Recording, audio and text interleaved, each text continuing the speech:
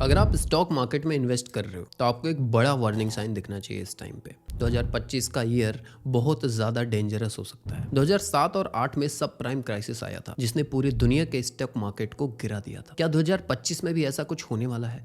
तो आज के वीडियो में हम 2025 के स्टॉक मार्केट के क्रैश का पूरा रियल ट्रुथ समझेंगे। स्मॉल कैप और मिड कैप का ओवर वैल्यूएशन का रिस्क और आपको अपने इन्वेस्टमेंट कैसे सेफ रखने चाहिए, ये सारे के सारे टॉपिक पे डिटेल में बात करेंगे। So let's start the video right now. सबसे पहले हम 2008 के क्रैश को समझते हैं क्योंकि हिस्ट्री हमेशा रिपीट होती है। 2008 मार्केट क्रैश में क्या हुआ था?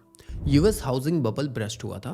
बैंक्स ने रिस्की लोन दिए जो वापस नहीं आ पाए। अब उसके बाद क्या हुआ? स्टॉक मार्केट 60% तक गिर गया इस चीज की वजह से। उसके बाद में लेमन ब्रदर्स कोलैप्स हुआ, दुनिया भर में रिसेशन आया और सिमिलर कुछ कंडीशन 2025 में है। Stock market valuation abnormally high है। Mid cap and small cap stocks over valued हैं। रिटेल इन्वेस्टर्स मार्केट में ज़्यादा पैसा डाल रहे हैं जिसमें हाई रिस्क है। मतलब 2025 का मार्केट एक बबल बन रहा है जो कभी भी ब्रस्ट हो सकता है। लेकिन सिर्फ ओवर वैल्यूएशन नहीं, एक और बड़ा रिस्क आ रहा है जो मार्केट को क्रैश कर सकता है। Small cap and mid cap stocks में ओवर वैल्यूएशन का रिस्क। तो अगर आप स्मॉल कैप या फिर मिड कैप स्टॉक्स में इन्वेस्ट कर रहे हो तो आपको बहुत ज़्यादा कॉशन रखना चाहिए, ध्यान रखना चाहिए, क्योंकि ये स्टॉक्स अभी एक्सट्रीमली ओवर वैल्यूड है। I repeat, extremely over valued है। तो अगर small cap and mid cap stocks में क्या प्रॉब्लम है?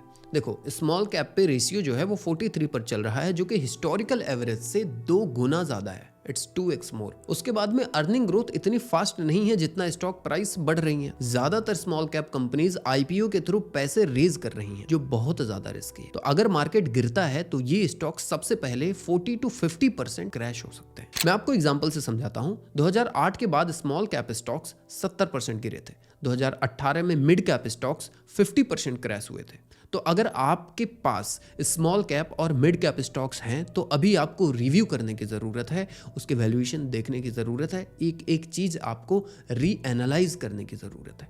लेकिन सिर्फ ओवर वैल्यूएशन से मार्केट क्रैश नहीं होता। एक और बड़ा डेंजर है जो इन्वेस्टर्स इग्नोर कर रहे हैं और शायद ये उनको बहुत बड़े रिस्क में डाल सकता है। वो है रिस्क ट्रांसफर, बैंक से इन्वेस्टर्स तक का रिस्क शिफ्ट।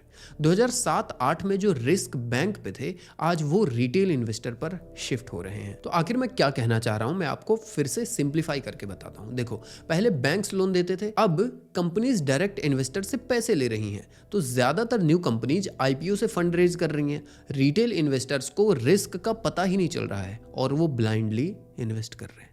तो जब मार्केट गिरता है तो ये रिटेल इन्वेस्टर्स सबसे ज्यादा लॉस उठाने वाले हैं, राइट? सबसे ज्यादा लॉस रिटेल इन्वेस्टर्स का ही होना है। एग्जांपल से समझो, जोमेटो आईपीओ 170 पे लिस्ट हुआ था, फिर 50 तक गिर गया। पेटीएम आईपीओ 2100 पे लॉन्च, फिर 500 तक गिर गया। मतलब अगर आप आईपीओ और स्मॉल कैप में इन्वेस्ट कर रहे हो तो आपका रिस्क बहुत ही ज्यादा है। तो अब सवाल यह है कि क्या 2025 का मार्केट क्रैश होने वाला है या फिर नहीं? तो चलिए एक फाइनल एनालिसिस करते हैं और फिर डिसाइड करते हैं। तो क्या 2025 का मार्केट क्रैश होगा या फिर नहीं, इस पे बात करते हैं।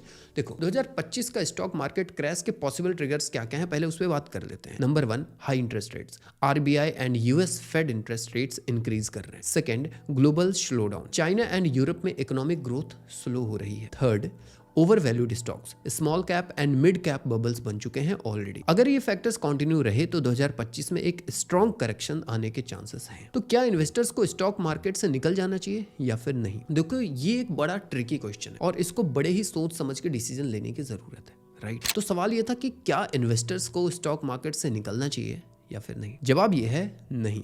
मार्केट से एग्जिट करना स्मार्ट स्ट्रेटजी नहीं है। डाइवर्सिफिकेशन एंड रिस्क मैनेजमेंट करना अभी के टाइम पे one of the best options. अब आपको बताऊंगा 3 ऐसी स्ट्रेटजी जो आपको 2025 में क्रैश से बचाएंगी। सबसे पहली स्ट्रेटजी है एसेट एलोकेशन। सिर्फ इक्विटी में मत रहो। 40% लार्ज कैप स्टॉक्स में लगाओ, निफ्टी 50, बैंक निफ्टी, इन सब चीजों में। 20% गोल्ड एंड सिल्वर में लगाओ क्योंकि these are safe haven assets. 20% debt and bonds में आप लगा सकते हो फॉर स्टेबिलिटी, एक स्टेबल इनकम के लिए। एंड 20% इंटरनेशनल ETFs में आप इन्वेस्ट कर सकते हो जैसे नैस्डैक, S&P 500। दूसरी स्ट्रेटजी है stop blindly buying small cap and mid cap funds. इसको ब्लाइंडली बाय मत करो, एनालाइज करो। जब मार्केट ओवरड्यू हो तब स्मॉल कैप को डेफिनेटली अवॉइड करो। Flexi cap and hybrid funds को प्रेफर करो उस टाइम पे। थर्ड स्ट्रेटजी है SIP को स्मार्टली यूज करो। रैंडम SIP मत करो, सिर्फ मार्केट डिप्स पे इन्वेस्ट करो। ये मैं हर वीडियो में बोलता हूँ, लगभग हर वीडियो में बोलता हूँ, लेकिन लोग वही करते हैं कि 5000 महीने का डालेंगे, कोई दिक्कत नहीं है हमको। ऐसा नहीं होता मेरे दोस्त। आप रैंडम एसआईपी मत करो।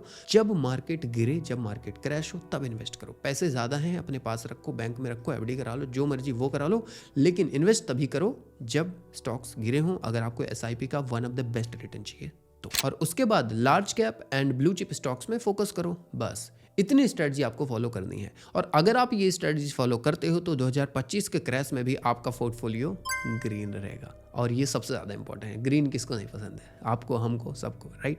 तो आप क्या सोचते हो आखिर 2025 में मार्केट क्रैश होगा या फिर नहीं होगा? देखो, मैंने अपना ओपिनियन और एनालिसिस आपको बता दिया, मैं आपका भी जानना चाहता हूँ। तो क्या आपको लगता है कि 2025 में मार्केट क्रैश होगा या नहीं? I will wait you for the comment. तो यार, अगर वीडियो अच्छी लगी हो तो मेक श्योर दैट आप चैनल को सब्सक्राइब जरूर करेंगे, लाइक करेंगे, ताकि मुझे मोटिवेशन मिले और मैं आपके लिए रेगुलरली ऐसे अपडेट्स और वीडियोस लेकर आता रहा हूँ, फाइनेंस से रिलेटेड, स्टॉक मार्केट से रिलेटेड। और मैं चाहता हूँ कि आप अपने लाइफ में फाइनेंशियल फ्रीडम को अचीव करो और ज़्यादा से ज़्यादा इन्वेस्ट करो, ज़्यादा से ज़्यादा रिटर्न्स कमाओ और आपका पोर्टफोलियो हमेशा ग्रीन रहे। And I will say you go green. Wish all the best. Bye bye.